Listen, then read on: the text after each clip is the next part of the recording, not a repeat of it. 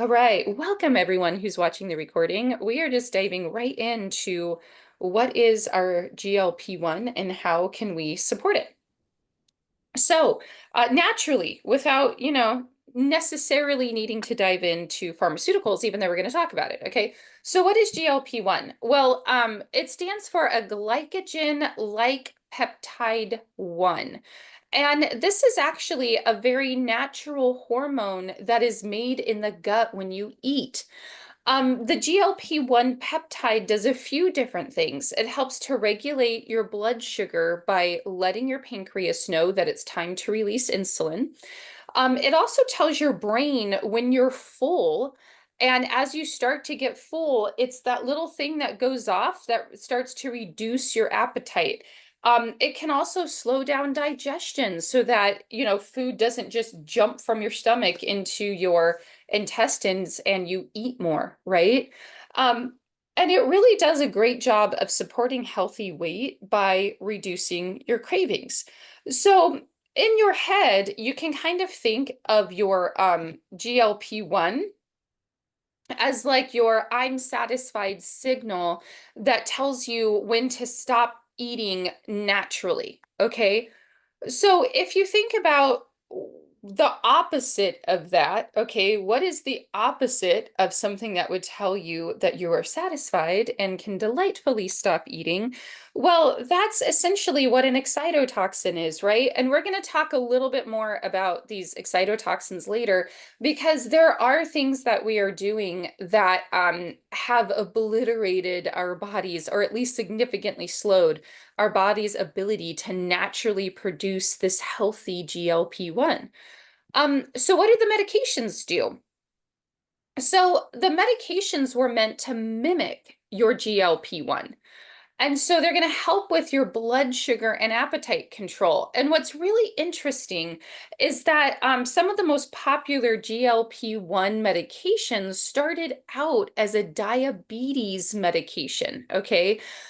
They found these medications because people who had diabetes, obviously, they have a difficult time producing insulin.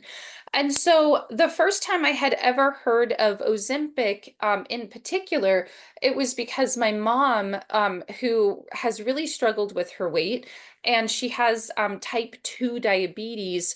A few years ago, her doctor actually did prescribe Ozempic for her as part of her diabetes control, believe it or not. And she did end up losing a significant amount of weight, and it was, something that was really working for her from a diabetic standpoint.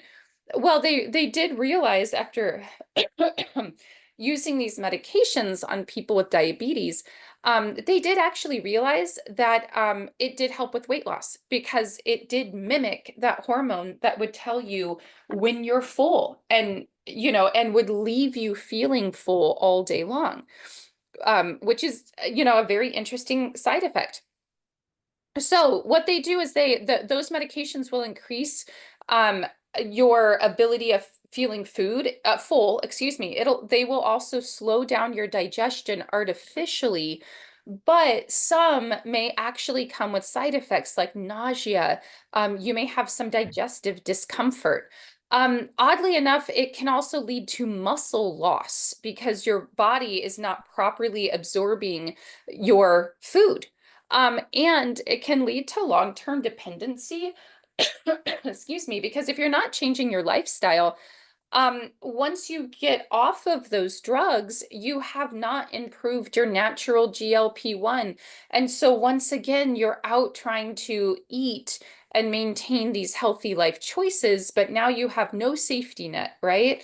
So I just want to encourage everyone to help your own body do what the medications are mimicking. And what's really nice is that if you make a few long-term like lifestyle changes, you should actually see some really great results. I know I have, I know I said this in the beginning, but it wasn't on the recording.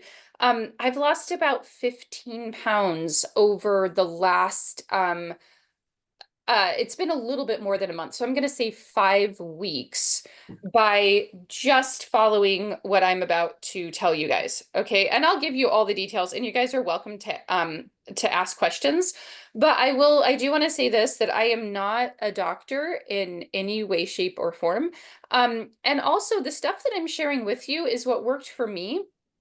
So we're going to start out with some just like broad general things that you need to be doing, and then I will give you what I specifically was doing, but take these broad items and tweak them to what you love and like and can handle, okay? Not everybody can handle the same thing. If Jan was like, "Oh, I've lost 20 pounds running 10 miles every day," I would be like, "Good for you, Jan," and I would immediately go to look for something else. You know what I mean? So, what works for one person does not always work for others, nor is it appealing to others. But, I love myself a good smoothie, you guys. So I'm giving you my smoothie recipes and all sorts of things. Oh, I'm Um, excited for that, Beverly. yes. So Elizabeth, there are definitely some healthy habits that just naturally boost GLP-1 production in general. Do you want to just talk about a little bit about the nutrition and the lifestyle also? Sure, totally. What is so fun about it is through nutrition, things like eating foods that are higher in fiber, incorporating healthy fats, and having lean protein with every meal are just some of the very, very simple things that can contribute to the nutrition factor of this. So, if we're talking about foods that are high in fiber, you definitely have some good vegetables, fruits, oats, legumes that are higher in fiber. And it's so interesting because a lot of times folks ask me, like, how do I grocery shop? How do I find easy, simple things to eat, etc.? And one of the simplest things I can say is shop the outside of the grocery store. If you're going down the aisles buying bag stuff, processed stuffed, canned stuffed, chances are you're not getting as many nutrients, but you're also not getting the really live, good foods, things that also have like your healthy fats. Of course, your olive oil is right in the middle of the aisle, right? Close to the baking stuff, and your nuts and your seeds are there too, right? But those are in their natural form type of thing. So finding a good olive oil, hopefully you can find one where you trust the brand and you know that it's not diluted with something else because a lot of olive oils are. So try to find a high grade of olive oil. Yes, and can I say as well, Elizabeth, that what we're shooting for, ladies, looking at us ladies, okay, we're actually aiming for about 25 grams of fiber a day. And a lot of that will come from your fruits and vegetables, of course, legumes, like what Elizabeth was saying. Your nuts also have a lot of fiber. Seeds have a lot of fiber. However, okay, I'm going to give you two things about seeds. Seeds have this natural hard shell on them, and seeds were created to go through your digestive system whole, right?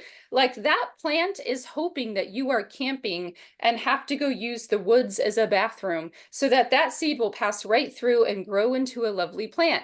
Now, eating whole seeds is great for like a little clean out of your colon and stuff like that. I mean, it's great for that sort of thing. It takes a lot of stuff with it. It binds together your stool. But if you're wanting to get the fiber and nutrition benefits from your seeds, grind them, or if it's a chia seed, soak it. Okay. Yeah. So you'll soak your chia seeds and they'll get to this like slimy gelatinous substance, which is so good for your insides. Flaxseed also is really fabulous, but if you want that nutritional value, you got to grind them up.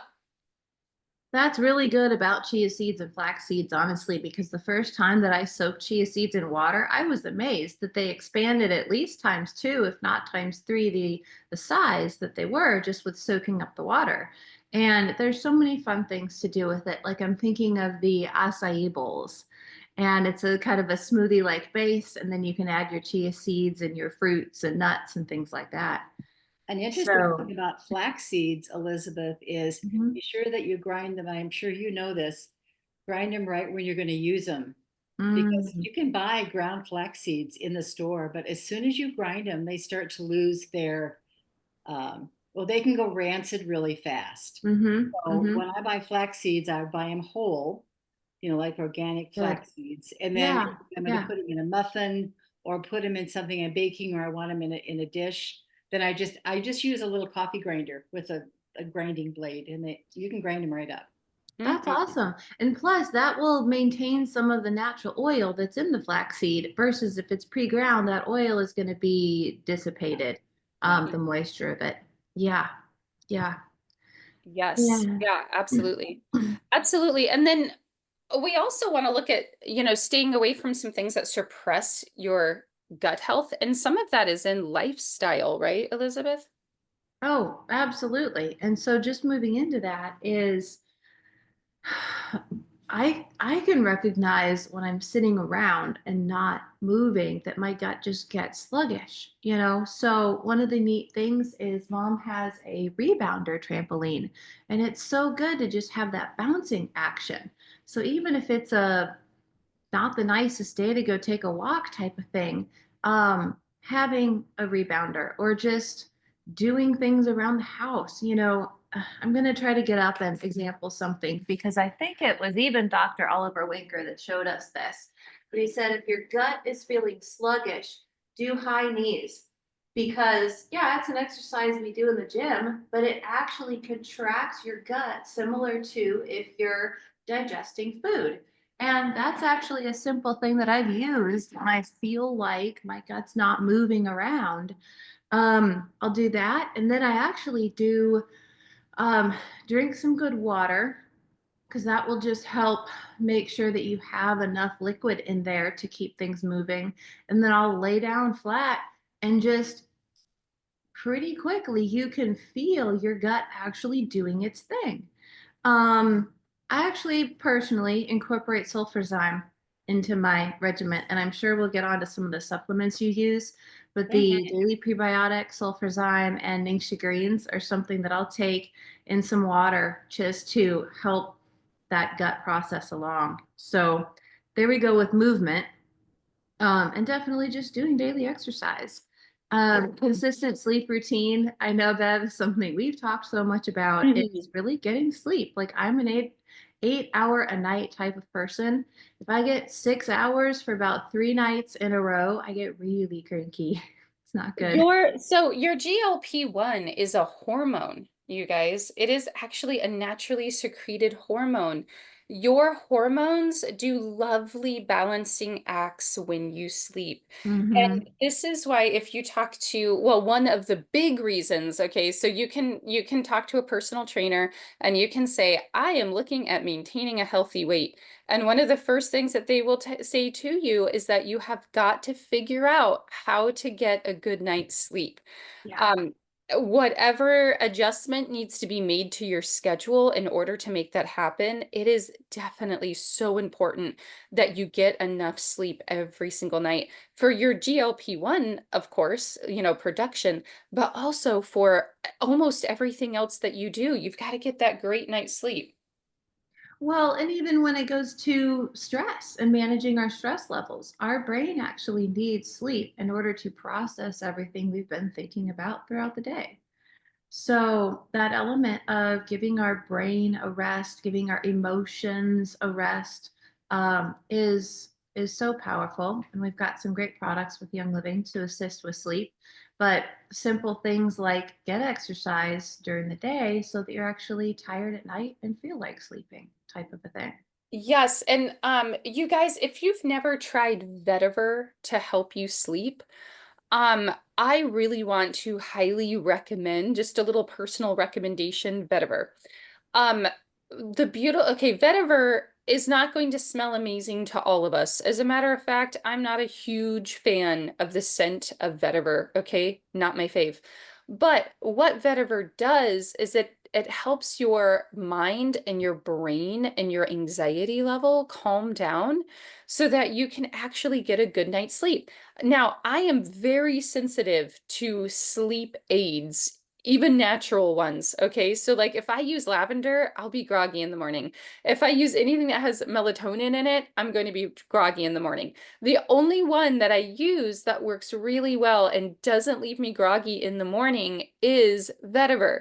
That having been said, though, Oh, I have interesting. not tried deep night essence yet, but Mm, I do have some on the way. I don't always need help with sleep, but when you need it, right?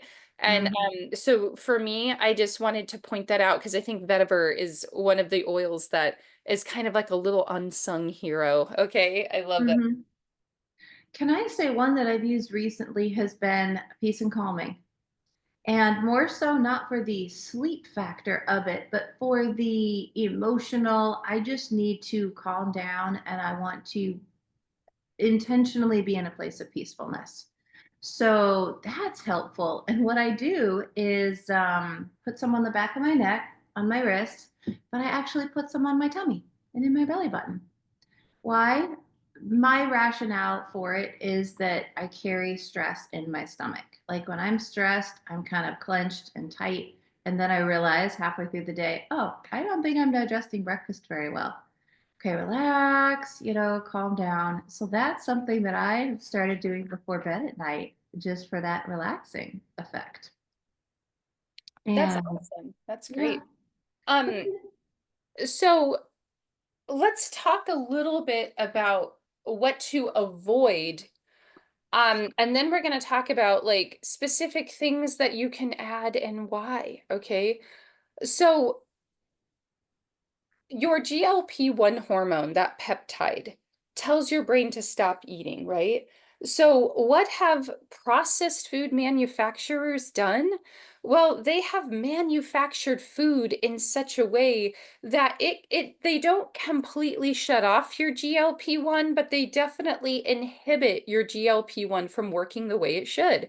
Why? Because you'll eat more. There's nothing that processed food makers like better than people who have to eat more often and will eat larger quantities. It just makes them feel good all over the place. And if you think that I'm crazy, if you're like, Bev, you're getting way into conspiracy theory now. I want you to go to your local cereal aisle, grab a box of like corn pops. Okay. This is a sweet cereal, right? But what is it primarily made out of? Well, like wheat is like the number one thing that should be in corn pops. Okay. When you look at the dietary fiber of corn pops, it's 0%. People who Wow. have manufactured food have figured out that if there is fiber in that food, it is going to fill you up more and keep you fuller longer. So they have come up with ways to remove fiber from food. And it just blows my mind. I'm not even sure how you would do that. But if you need proof, go look at manufactured food boxes where it makes sense that there would be protein in it and it makes sense that there would be fiber in it. And look at the label and see how much fiber is in there because your mind will be blown. There will be 0% of fiber. Like, as a matter of fact, once I found it was like a can of corn or something insane that should have absolutely had fiber in it that had no fiber in it. Maybe not a can of corn. It was something like that though, where I was like, how is this even chemically possible that there is no fiber in this and no protein? It doesn't make sense. But it's I would say because what strikes me, Beverly, is things that you would think should have protein, like your granola bars type of thing. Little snacky things that you would think would have protein is yeah, so low in protein. And we need however many grams, 25 grams of protein per meal, maybe, if you're really going at it from the high. You can hardly get that. right. Yeah. So you should, if you want to know how much protein you want to aim for, it's 0.7 grams times your goal weight, whatever your goal weight is. If you're a man, it's 1 gram times whatever your goal weight is. So if you're a woman, it's 0.7. If you're a man, it's 1. Fiber for women is 25 grams. Nate, I'm sorry, I forget how many grams it is for a man. You're gonna have to look it up. Michael, Michael, I'm sure you're looking for that information as well. And I forget. So, okay. Okay, that is really helpful though. So for women, as far as protein, we need 0.7, so zero point 0.7 grams, and then guys need 1 gram of protein per ideal body weight Yes, and not per day. current body weight. Don't mix that up, you guys. If Yeah. you're like 75 pounds overweight and you are doing that's going to be a lot of protein for you that, so it's the goal weight, whatever the goal weight is. So things that will shut down your GLP-1 are those ultra processed foods. If you're doing frequent sugar spikes, okay, so your blood sugar will naturally go up when you eat. You don't have to be afraid of that. But what you want to avoid are frequent sugar spikes. You're having 2 or 3 Cokes a day, along with a very sugar infused latte and things like that. If your blood sugar is constantly spiking, it's very hard on your GLP-1 peptide. Artificial sweeteners, you guys, believe it or not, artificial sweeteners are specifically designed to shut down your GLP-1, which seems counterproductive, right? Because, and this is your aspartame, your Splenda, if it's an artificial, like science-made sweetener, it is not helping your GLP-1. And if you guys have never noticed, if you do drink a Diet Coke, you may find yourself feeling very snacky later. And it's because not only is your body not satisfied because it's empty, right? Like typically there's no fiber in there, there's no protein in there, right? So it's going to be very empty calories, but also it inhibits that GLP-1 production with those artificial sweeteners. Believe it or not, skipping meals or binge eating does not lead to healthy GLP-1 production. You want this hormone to be naturally flowing. So when you skip meals or you only have one meal and that one meal has 100% of your calorie intake, that is not good for your GLP-1 production. Now, there are people that have found success in things like intermittent fasting. If you are finding success in that, fantastic. It's probably because you're not eating as many meals and therefore you're consuming fewer calories per day than if you had 3 meals. But it does not allow that GLP-1 production to help you stay full. Okay. And So that with that, you would want to really do portion control then, because your body is not naturally telling you what it should be telling you. Right, right. So usually, not always, there's some very disciplined intermittent fasters out there, okay? But let's say that your goal calorie intake is 2,000 calories a day. And usually you would have those over 3 meals. Well, if you decide to skip a meal or two, it can be pretty tough to consume 2,000 calories in one single meal without going and hitting up McDonald's or eating like some processed foods that just pack those calories in there, right? So in your one meal a day, usually it's going to be 1,300 calories or 1,500 calories, and that calorie deficit will lead to weight loss. So when it comes to intermittent fasting, people do find some weight loss in that. And keep in mind, I'm referring to like scale weight loss, okay? So like fat loss. So you may find some good things in intermittent fasting because it does cause a calorie deficit.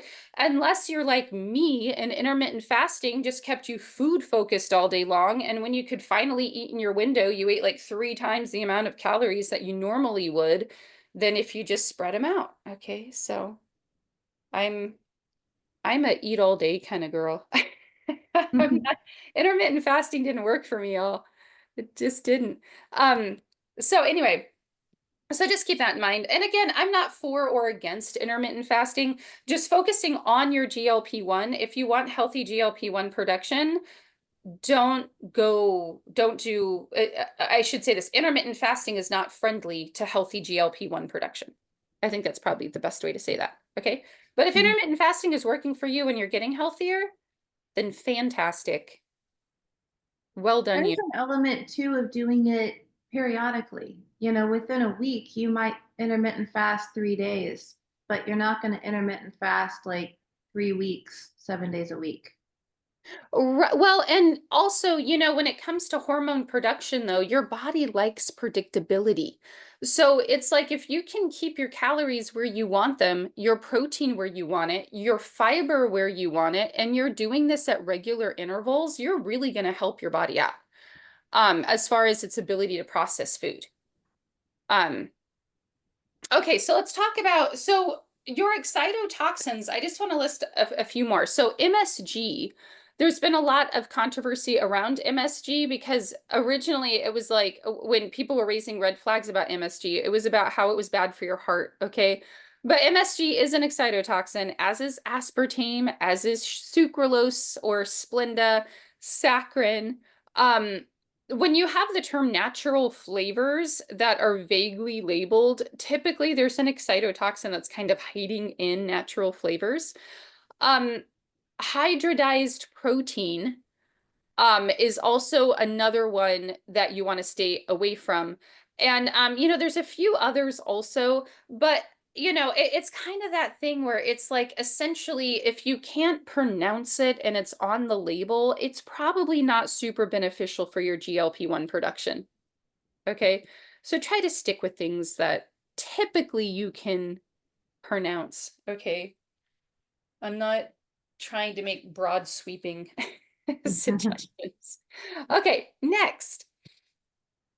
So here is what I started doing for my GLP-1 after reading the research and just deciding what would work for me.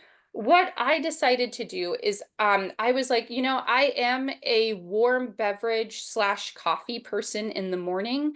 And then I absolutely love a good smoothie. Okay. Those two things are right in my wheelhouse. And this is why what I decided to do. So I did try. I was like, okay, I'm just gonna measure out my protein and I'm just gonna, and by the way, with protein, you guys, it doesn't have to be all animal protein either. Your plant-based protein also, like popping that into the mix, like be sure that you're also, if you're counting your protein, like don't feel like you have to start eating half a cow a day. It doesn't all have to be animal protein, okay? Some of your protein will actually come from peas and legumes and chia seeds and all sorts of things that are high in protein and fiber, all right? So it's all of those. So here's what I do. I wake up in the morning, typically before I eat, I go to the gym and I do a workout 3 days a week. Okay. I enjoy fasted workouts because they just feel better in my body. The jury is out about if you should do a fasted workout or not. So if you hate fasted workouts, just get a workout in. Okay.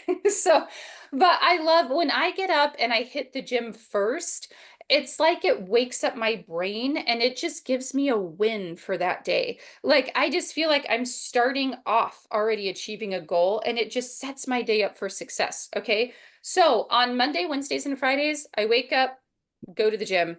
My gym of choice right now is Orange Theory. Previous to Orange Theory, I was a club Pilates girl.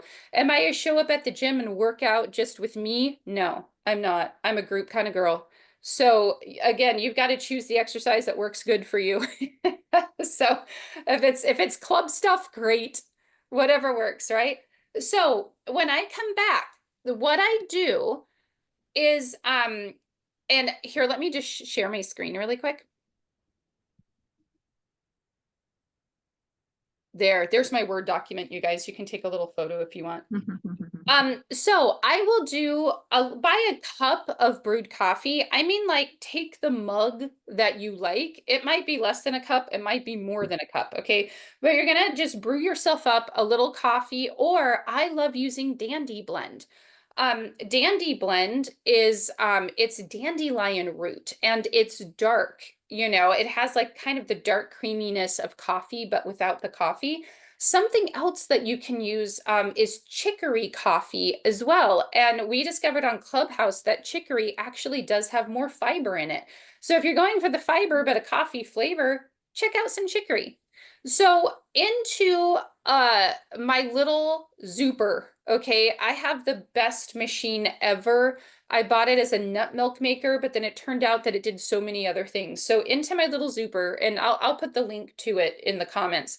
I will put the coffee, a scoop of the Inner Beauty Collagen, 1 scoop of the Pure Protein Complete. That is half of a serving. Okay, if you want all 25 grams, then you've got to do both scoops. I just don't like the texture. It's a little much for me.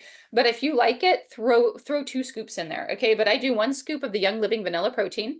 Then I do a 1/4 of a teaspoon of turmeric, 1/4 of a teaspoon of cinnamon, 1/8 of a teaspoon of black pepper, because those are magical together.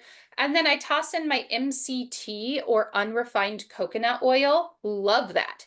Then if you want it to be really latte-esque, do a 1/4 cup of a plant-based milk. You can use cow milk, absolutely. I just say plant-based because more fiber, right? So I don't have a problem in taking my protein, but I do have a problem getting enough fiber. So I opt for oat milk. That's my favorite go-to plant-based milk right now. But you don't have to have a 1/4 cup. Just put in enough that it makes it taste good. And then I also use organic stevia drops that I get on Amazon. That is my sweetener of taste. Some of you may prefer like a local honey or, something to that effect, but just toss a little natural sweetener in there if you like your coffee-based beverages a little sweeter. And then you're going to blend everything on high until it's nice and creamy and frothy. And I love it. I will have this little caveat for you guys. If you are using a magic bullet or some other Zuper that has an airtight seal on it, be very, very careful when blending hot things. That steam will build up in there and it can cause little mini explosions as you go to take off, your magic bullet blender top.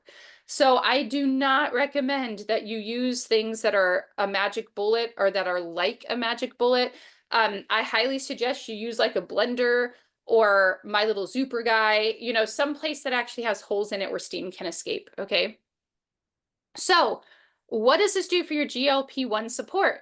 Well, you can start your morning. First of all, it does prioritize that protein. It prioritizes your fiber and it prioritizes your healthy fats also. And let me tell you, when you start your day with this latte, I usually drink it somewhere between 7 and 8 o'clock in the morning, and it helps me to stay full like until early afternoon.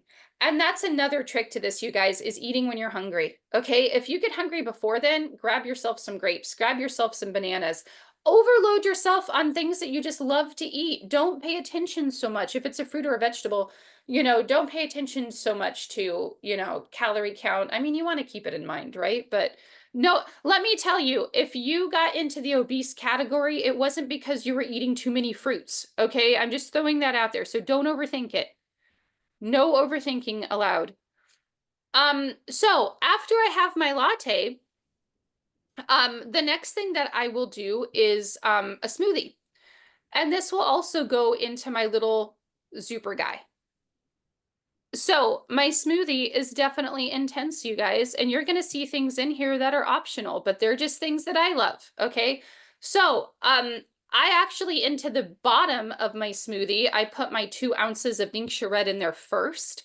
Then I add my handful of fresh spinach on top of that. I know you're like, really? Those two blend? Yes, they do. Trust me.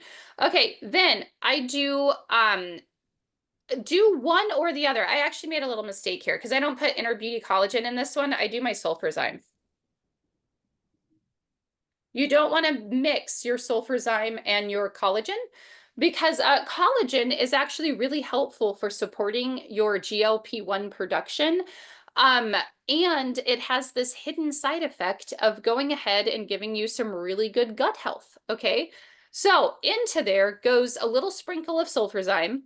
I do my 2nd scoop of the protein, the vanilla, right? So that's going to give me 25 grams of protein there. I do a scoop of the Young Living Daily Fiber. That's going to give me an extra 5 grams of fiber.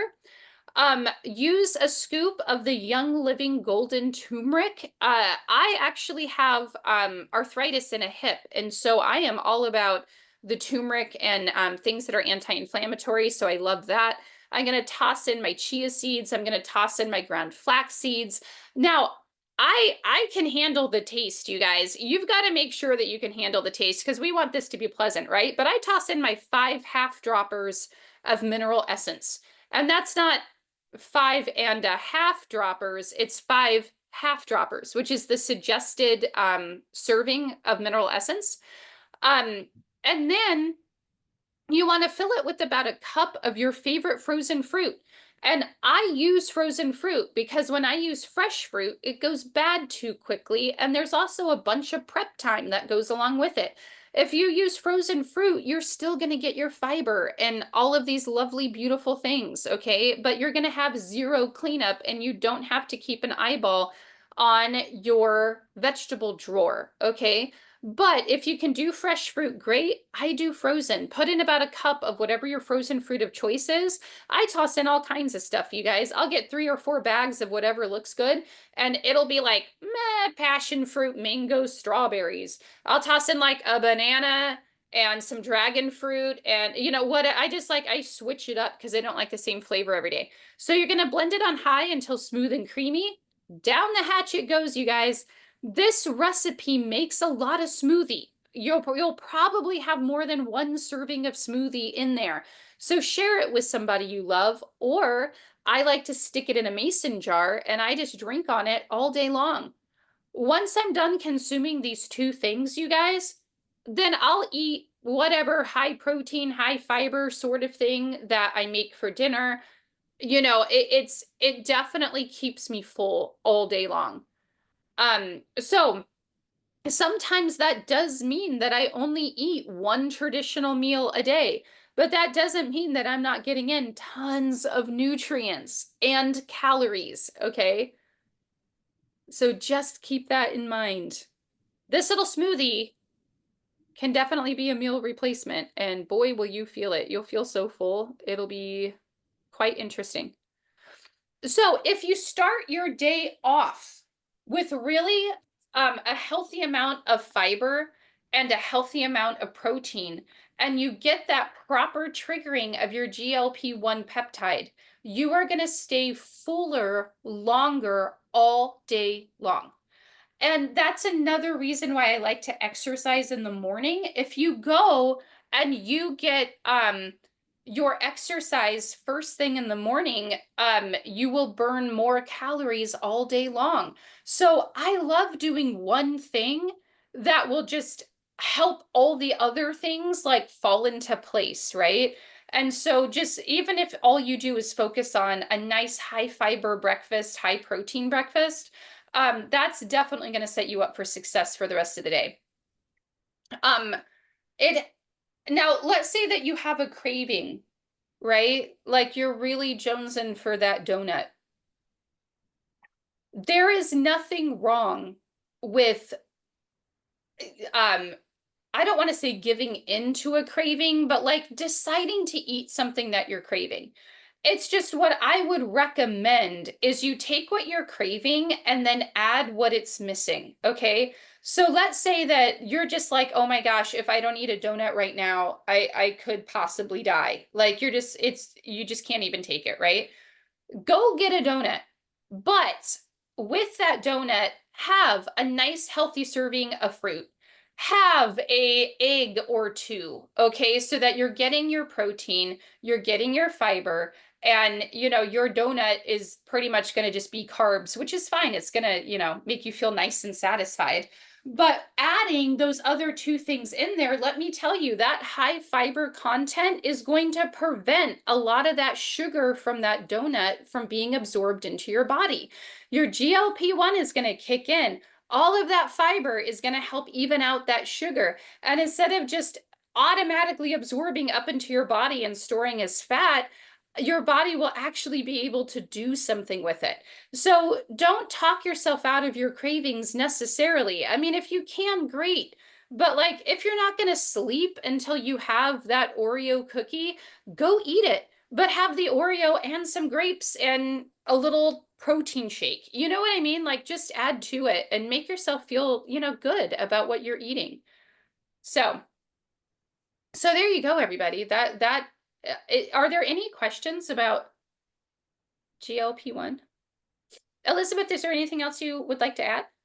Oh goodness. I mean, this is awesome. Thank you for sharing. I think it's so neat to hear a person's regiment that you are doing successfully. And so that means a lot. Um, goodness. Hey, Beverly, I was writing down here the grams of fiber and the grams of protein.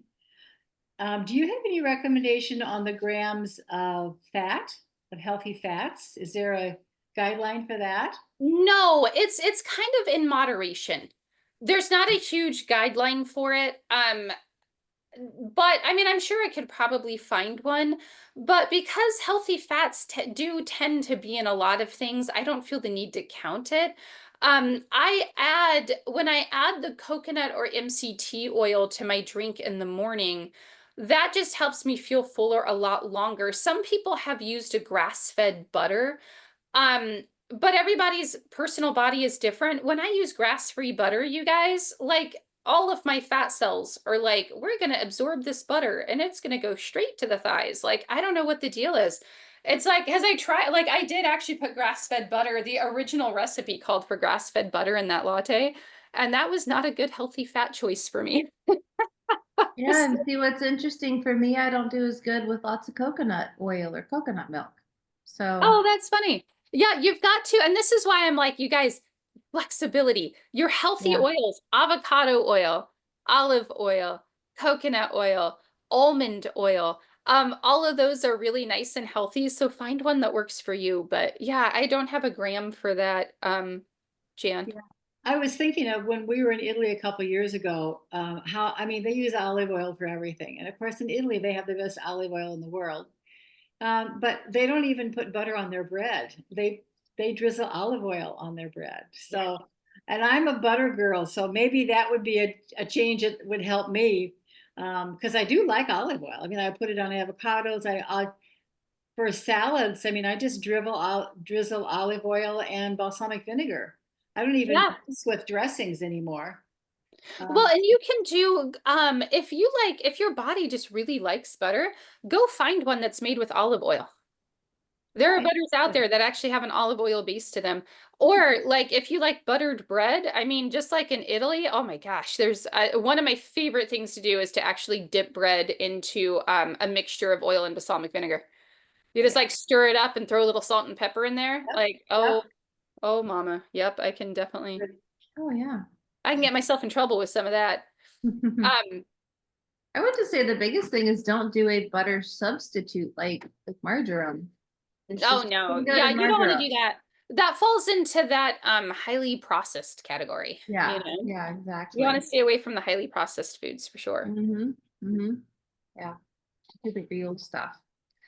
Goodness. Well, I guess I could say for me, I do love the fasted workouts because I don't like the feel of eating something. Like I have to eat about 45 minutes before I work out just so I don't have lots of stuff sitting in my tummy, like with that feeling.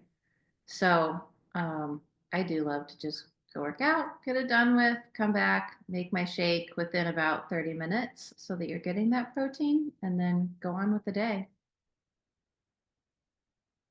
It's really hard for me to work out in the afternoon because especially like Wednesdays, for instance, and several other days of the week, I have piano lessons in the afternoon. So I'm dressed and makeuped and everything. So if I was to do work, go to the gym, and then oftentimes there's things at night where you want to look pretty for again. So it's kind of like you're having to get ready twice in a day.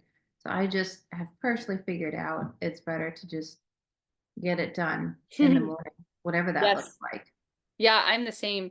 I'm the same. And I want to say this as well. Um, One of the things that has really helped me along the way with this weight loss journey too is sometimes we can get into our head about scale weight. And So as women, our weight, depending upon how much salt we've had, what we've eaten the previous day, and things like that, it can fluctuate up to 6 to 8 pounds just naturally. Okay. And there's nothing more that discouraging than feeling like you lost 5 pounds to sleep and wake up and go to the scale and see that you've gained that 5 pounds back plus three. Okay. It can feel really discouraging. And so here's something that I have done that has helped me. Um, every day, every day, you guys, every night, or any time that I'm starting, like I'm looking at the freaking scale and I'm like, I cannot believe this. There's a really important question that you can ask yourself, which is, what have I done to earn my goal? Okay. And I use this now for everything. I use this for my Young Living business growth. I use this for my weight loss journey also. And so if I am tempted to be discouraged because I looked twice at some salt and now I'm retaining 5 pounds worth of fluid, I just remind myself, I'm like, well, what did I do today to actually earn my weight loss? And if I can tell myself confidently, like, well, I went to the gym this morning, I ate right all day long, and I'm now getting ready to have some really good sleep, then that day is a win.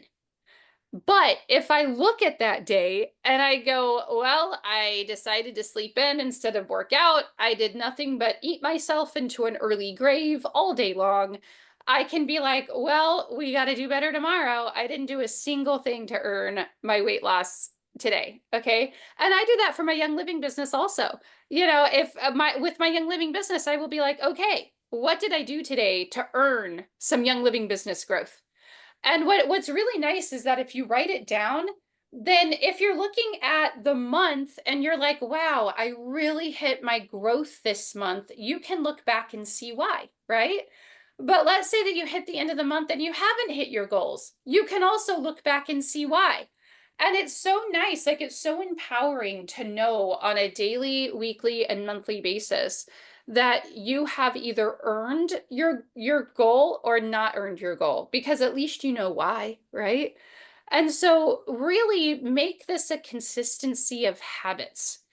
And the more times you can actually list off the ways that you have earned your weight loss journey, um, the more you will actually see steps towards losing weight. And I know we usually say healthy weight, right? But honestly, this class is kind of more focused on, healthy GL1 production, which is great because that's good for blood sugar, right?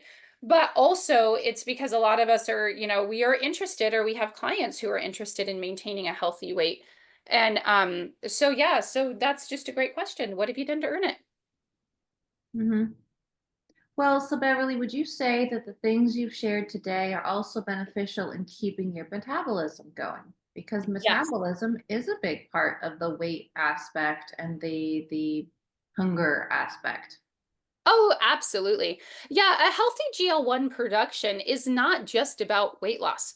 It is about healthy insulin production, maintaining healthy blood sugar levels. I mean, keep in mind that the medicines that will mimic your GLP-1 were designed for diabetics. They were designed for people that have not a healthy insulin production. And so being able to do it naturally, just supporting that GLP-1 production naturally, it is good for overall body health too. Um, yeah, so don't just think, well, I'm at a lovely weight and I have all the vitality I want. I can just sugar it up, because that's just like it's just setting yourself up for a bad trajectory. So Yeah. I know people who I have a cousin that actually struggles to gain weight.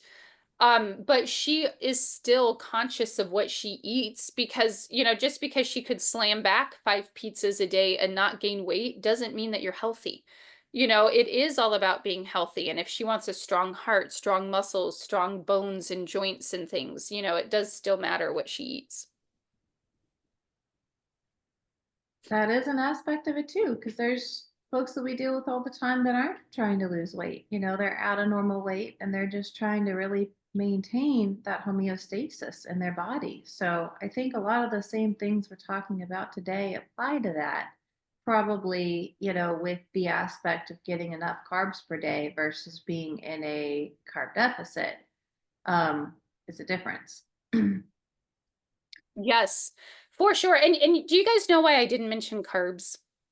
It's because we're super good at eating them.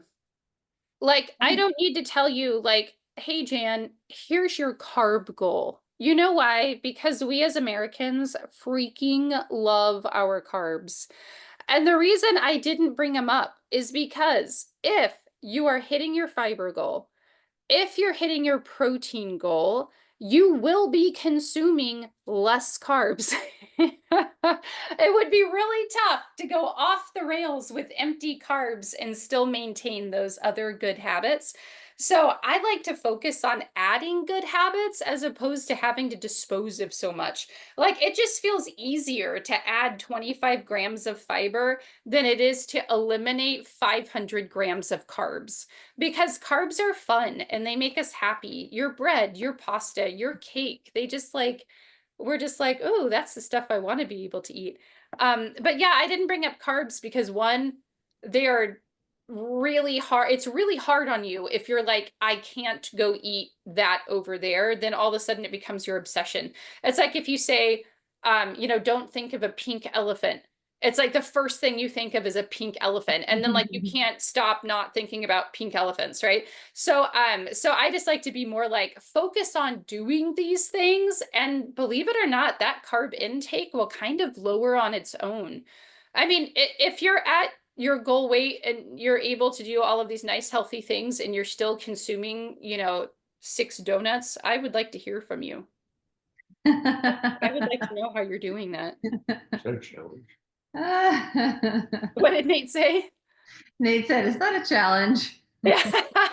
He's like, challenge accepted. All of a sudden, Nate's at the gym for like 10 hours a day. Like, I'll show your 6 donuts. An hour per donut. Yes, yes, yes. All right. Well, does anyone, It's not an empty calorie. does anybody have any questions? If not, then we're going to go into Leadership Book Club for today. This was great, Beverly. Thank you so much for all your work on this. Look, Yeah, thank you, Beverly. This was awesome. And I'm stoked for book club because Nate and I have read through chapter 9 already. yay. Nice. Harder Yay. than me. No, it's fun. We, for like a week, we pretty much did a chapter a night. So That's great. It's a great story, isn't it? it So, is. okay, everyone. Well, thank you so much for joining for Wednesday Wisdom. I will pop these, the recipes and also maybe the outline for the class into an email, and we'll get that in this recording out to everyone so that you can watch it and just adjust your lifestyle according to what blesses you and what you're trying to accomplish. If you have any questions, though, feel free to reach out to myself or Elizabeth, Jan also. I mean, so many people on here are filled with so much great information. So feel free to reach out and ask some questions, and I will do my best to present you with some great answers. So the live stream, you guys, will stop, and the recording of this will stop, and then we'll pick up again with Leadership Book Club. Thank you.